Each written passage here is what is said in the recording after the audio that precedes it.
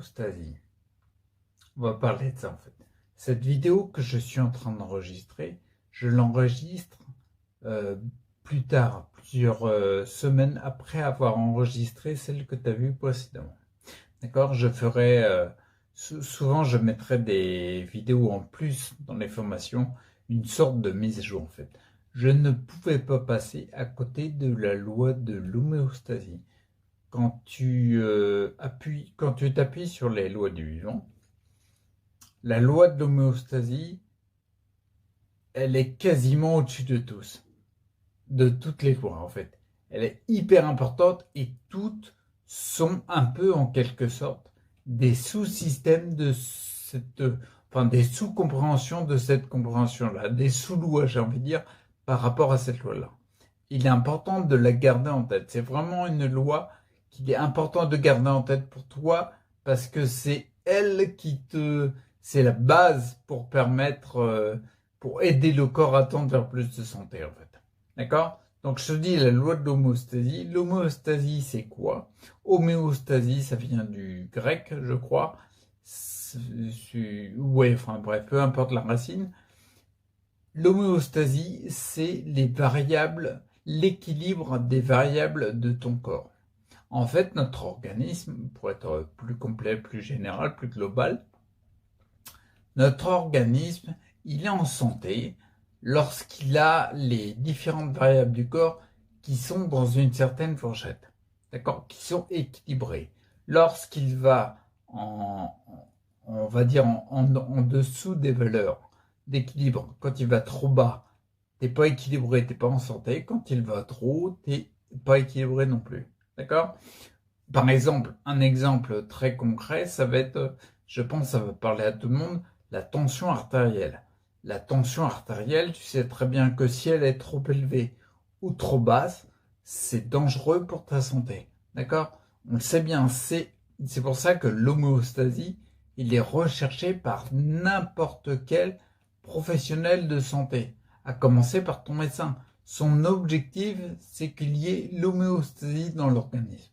D'accord? Je vais dire dans un deuxième temps, je vais dire une petite nuance qu'il est importante de prendre en compte. Et je pense que tous les professionnels de santé le prennent pas forcément en compte. D'accord? Donc, comme je te disais, l'équilibre des variables de ton corps.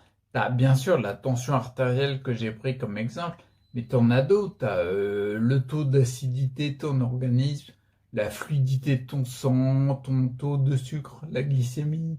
Tu as plein de variables. Et il serait hallucinant de se dire, ces variables, je veux moi les réguler, surtout quand tu vas comprendre la deuxième partie que je vais te dire maintenant. La deuxième partie, maintenant qu'on a défini le terme homéostasie, là je vais te parler à proprement dit de la loi de l'homéostasie. La loi de l'homéostasie, c'est que tout organisme sans perturbation retourne naturellement à l'état d'équilibre, c'est-à-dire de pleine santé. Il retourne naturellement, c'est-à-dire que si tu n'as pas de perturbation, d'entrave, en fait, ton organisme, en fait, il retourne naturellement. C'est lorsque tu as une entrave qu'il y a le retour à l'équilibre ne se fait pas. D'accord? Tu vois ce que je veux dire? Et par exemple, faut pas oublier que la perturbation, l'entrave, ça j'en ai parlé sur ma chaîne YouTube, la perturbation, l'entrave, elle peut être de n'importe quelle origine. Ça peut être physique ou psychique. C'est une entrave, tu vois. Tu es autant un être physique qu'un être psychique. Tu es un ensemble. Il faudrait quasiment inventer un mot pour lier les deux. Tu es inséparable. Tu es indivisible. Un individu, tu vois, tu es indivisible. Donc la perturbation, s'il y a, elle peut être autant physique que psychique. Un exemple pour t'illustrer ça, par exemple dans mon cas particulier, je sais que j'ai beaucoup travaillé pour retirer les entraves à mon retour à l'équilibre. Sur le plan physique, par exemple, celui qui me vient en esprit, que je prends souvent en exemple, c'est les amalgames dentaires. J'avais physiquement des matériaux métalliques en bouche qui me faisait une entrave à mon bon fonctionnement. Je fonctionne très très bien, mais par contre, lorsque j'avais l'amalgame dentaire, sans rentrer dans les détails de métaux lourds qu'ils ont impliqués, des problématiques de métaux lourds, la problématique de création d'électrogalvanisme quand tu as du métal en bouche me générait une entrave. Lorsque j'ai retiré l'entrave, eh bien, j'ai pu mes symptômes, d'accord? Je suis retourné à l'état d'équilibre, en fait. Parce que lorsque tu as du symptôme de névralgie trop forte, c'est qu'il y a un déséquilibre, d'accord? Donc là, c'est pour une perturbation, une entrave physique. Il peut y avoir aussi une entrave psychique. Je pense là, par exemple, ça peut être des croyances, des croyances, des schémas délétères inconscients. Ça peut être ce genre de choses-là. C'est certes, je sais, moins concret quelque part. Quand on dit un amalgame dentaire, quand on explique le phénomène d'électrogalvanisme, on peut concrètement se l'imaginer, d'accord? On visualise vraiment un élément physique qui vient perturber. Je sais qu'un élément psychique comme une croyance ou un schéma délétère inconscient, on a un peu plus de difficulté à se le représenter. Bien sûr, à notre époque, comme la psychologie, elle s'est développée depuis pas mal d'années maintenant, globalement, on commence tous massivement à avoir accepté le fait qu'un blocage psychologique, qu'une émotion très très intense puisse être un élément bloquant. D'accord?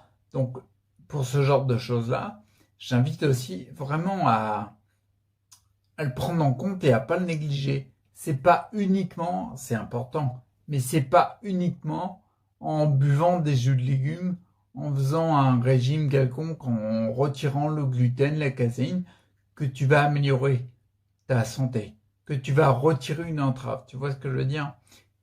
C'est dans ton cas particulier, peut-être que chez toi et pas chez un autre, tu as une entrave psychique qui est importante. Peut-être. Tu vois ce que je veux dire?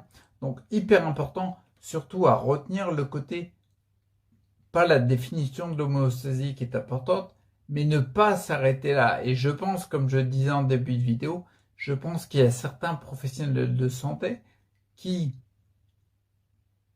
ont capté qu'il est important de tendre vers le retour homéostatique, mais qu'il est encore plus important de ne pas utiliser des éléments qui sont des entraves, même si l'objectif est louable de les utiliser pour tendre vers de l'homéostasie. Tu y retournes naturellement, d'accord?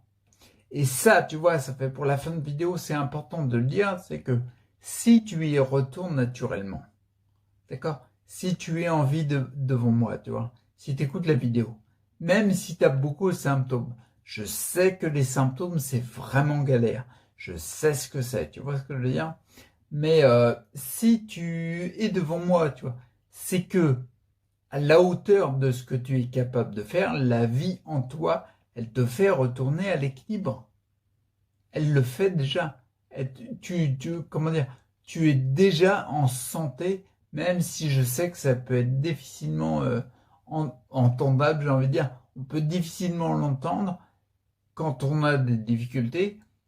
Le fait de voir l'homéostasie, surtout la loi de l'homéostasie, c'est important d'avoir une deuxième lecture et de se rendre compte que, quel que soit là où on en est, on est déjà en train de tendre vers plus de santé, sinon on serait mort. Alors bien sûr, dans le cas particulier, quand on veut tendre vers plus de santé, il est intéressant de détecter les entraves, les perturbations, etc. pour les lever et tendre vers plus de santé parce que on a envie d'aller vers plus de santé parce que quand tu as des symptômes, tu as envie qu'ils s'affaissent. Moi, je sais que par exemple, dans mon exemple, j'ai retiré plusieurs symptômes. Il y en a que je n'ai plus du tout.